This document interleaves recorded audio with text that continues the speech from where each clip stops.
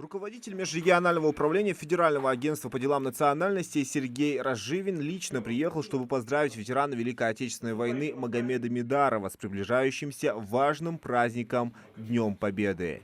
От имени Федерального агентства по делам национальностей, от имени наших друзей Министерства по делам национальностей Республики Ингушетия мы приехали поздравить вас с таким замечательным праздником, с Днем Великой Победы.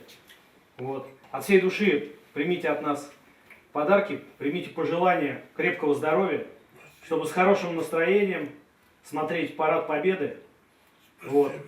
Спасибо вам.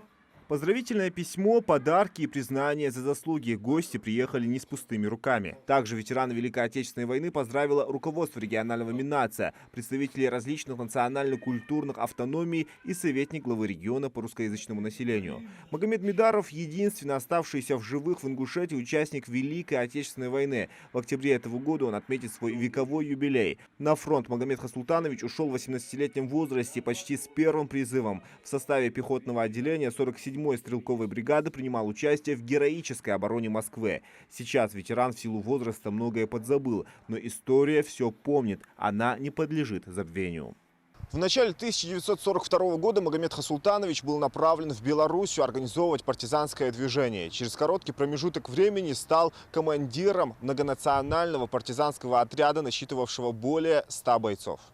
По информации из открытых источников, за 2 года отряд под командованием Магомеда Мидарова пустил под откос более 15 железнодорожных эшелонов противника с боеприпасами, техникой, горючим и живой силой. Уничтожил до 1500 немецких солдат и офицеров, а также свыше 50 фашистских агентов, шпионов, предателей и полицаев. Дважды Магомед Хасултанович был ранен, и оба раза с большим трудом его товарищам по оружию удавалось уговорить его отправиться на лечение в госпиталь. В этот период он был награжден еще одной наградой – медалью за отвагу. Акция «В гости к ветерану» проходит по всей России в преддверии Дня Победы.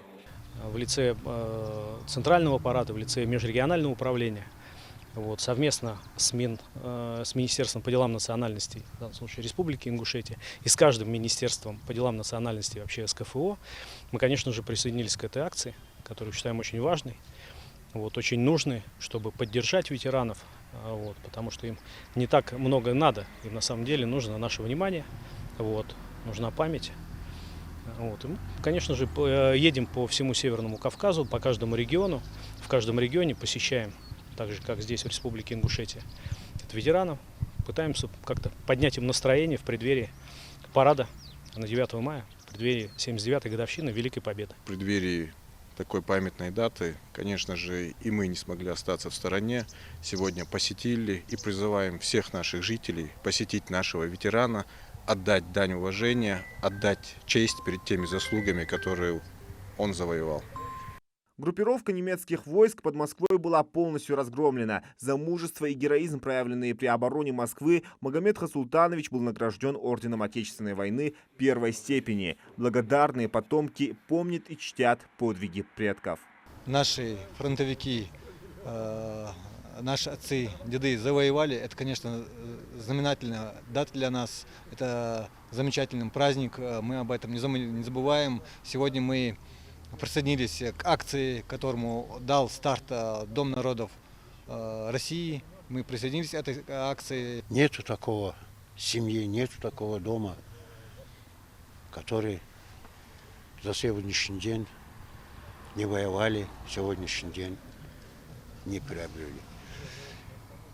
И у всей семьи были потери, участники войны, в том числе и мой дед погиб, защита за город Малгобек.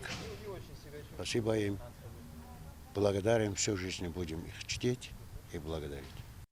Магомед Мидаров – человек, который спас мир от фашизма. На его долю выпали тяжкие испытания военного времени, которые он, как и тысячи наших земляков, достойно прошел, проявив мужество, стойкость и любовь к родине. Такие мужественные люди не перевелись и в настоящее время. Современные воины защищают мир и стабильность нашей страны в зоне СВО. Зелимхан Калоев, Султан Магушков, Магаз 24.